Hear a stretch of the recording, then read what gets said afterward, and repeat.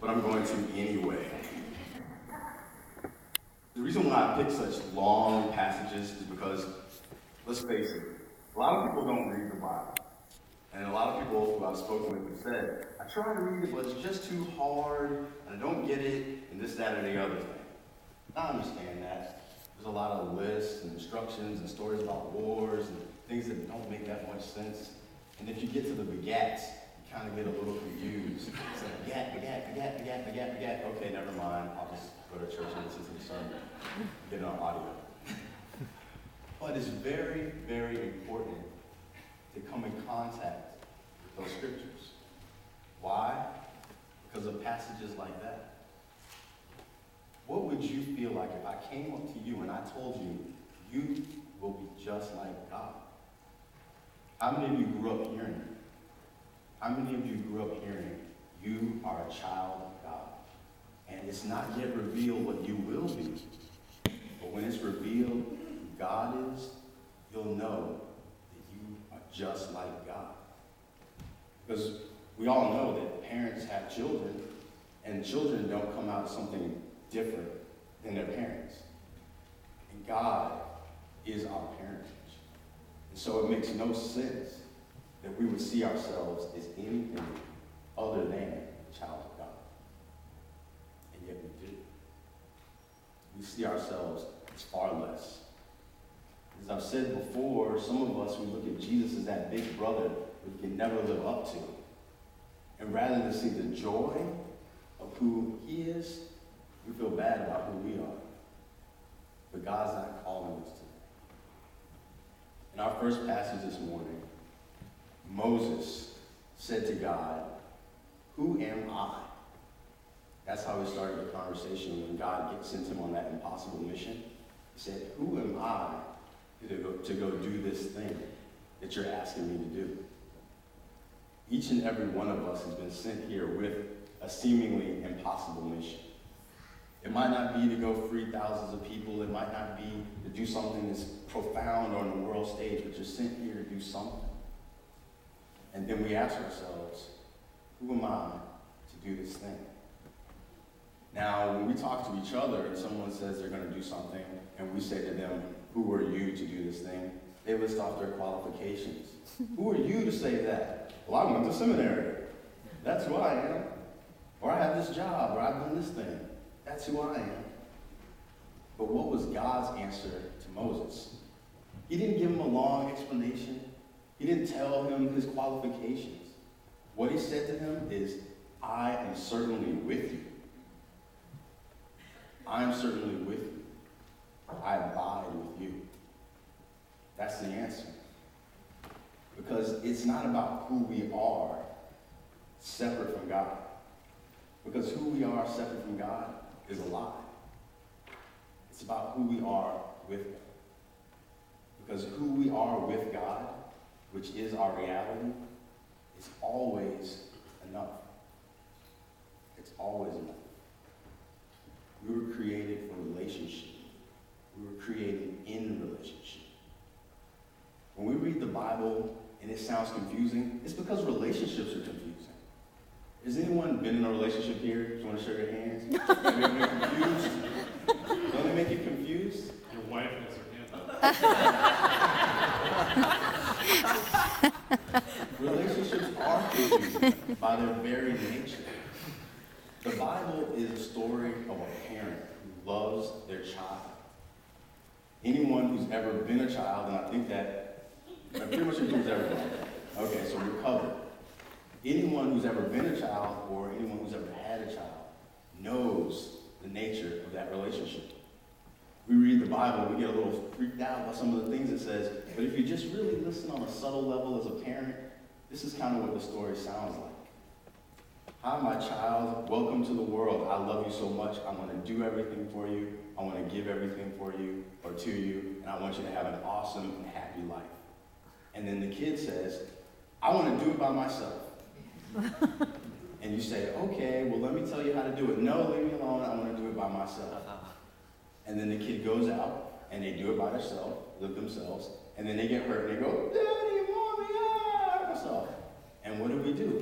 We rush back in, We try to give them a couple lessons, and the story repeats itself and repeats itself and repeats itself. And then maybe we get frustrated and we say, I want that kid to be on the right path. Why? Because I love them so much. And so we say, what can we do? I know I told myself, when I was a kid, I'll never threaten them with anything. I'll always just listen to them. And then I went to them saying, well, I'm going to take this away, or I'm going to do that. Oh, you don't love me. But it's not true. That's the story of the Bible. But then it culminates in a very, very unexpected way because the children, they get so rowdy and so crazy and they get themselves in so much trouble that they get a death sentence. And that's not what the parent wants for the child at all. But what the twist is the parent does the impossible. The parent says, I'll do the death sentence for you.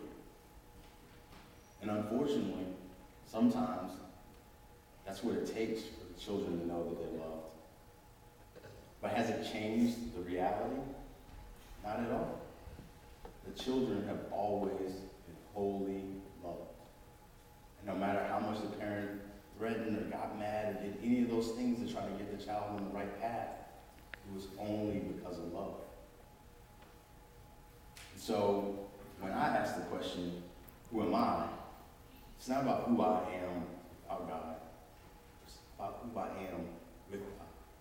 Because I already know that who I am without God is a lie.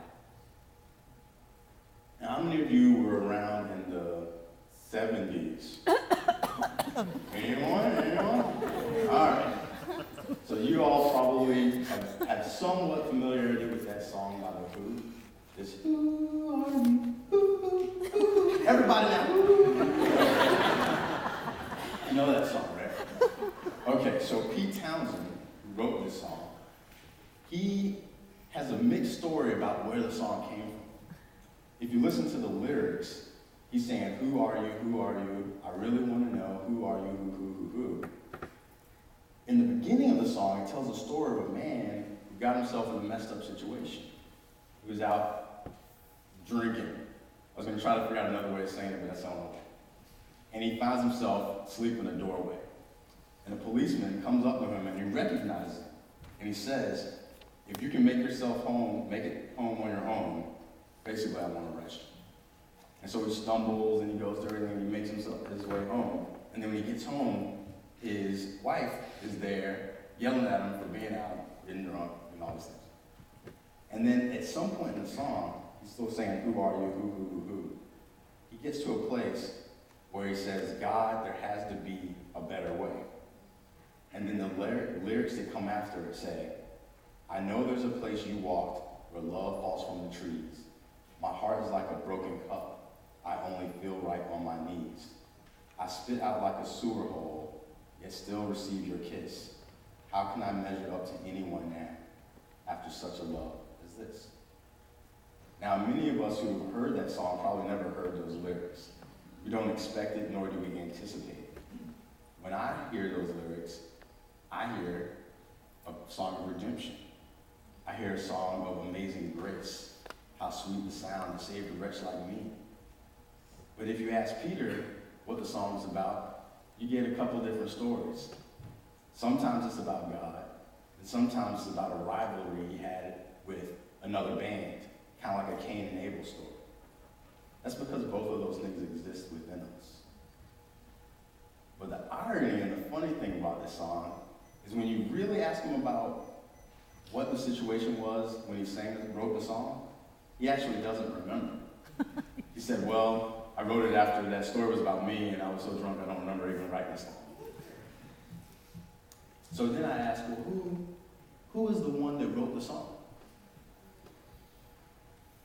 Who was the one that took his dysfunction and turned it into a function? Who is that one? And where did that one come from? Because his hand wrote it. But we've heard this, I hope you've heard this, that greater is the one that lives within you than the one that's in the world. The one that was in the world stumbled, drunk, fell all over the place, but the one who was in him wrote the song.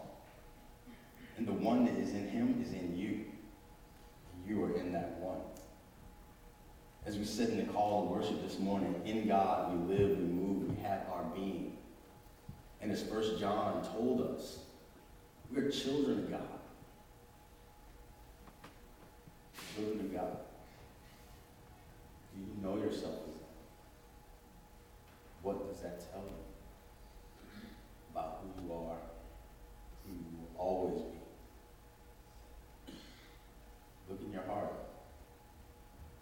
Because if you don't know yourself as a child of God, then unfortunately you don't know yourself at all. But when we look into each other's eyes, we have an opportunity to see ourselves, to see God, and to see the other.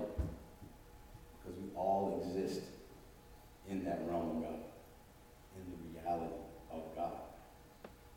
And so when it says that those who practice righteousness or those who do right are right, don't be fooled, little children.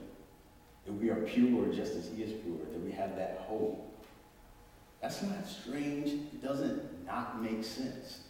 It is reality. And any parent will understand what that means. But just in case it doesn't make sense, I'm going to give you one little example. How many of you who've had a child has ever been doing something like working on the house, working on the dishes, doing something like that? And then you have the child come up and they say, "Let me help, Mommy, let me help, Daddy." Does anyone know what that's like? And how many times has the child tried to help you and actually broke a dish, messed up the paint job, dirtied up your floor, washed your VCR or DVD player? All with good intentions. That God in us knows that what they did was not wrong. It was not evil.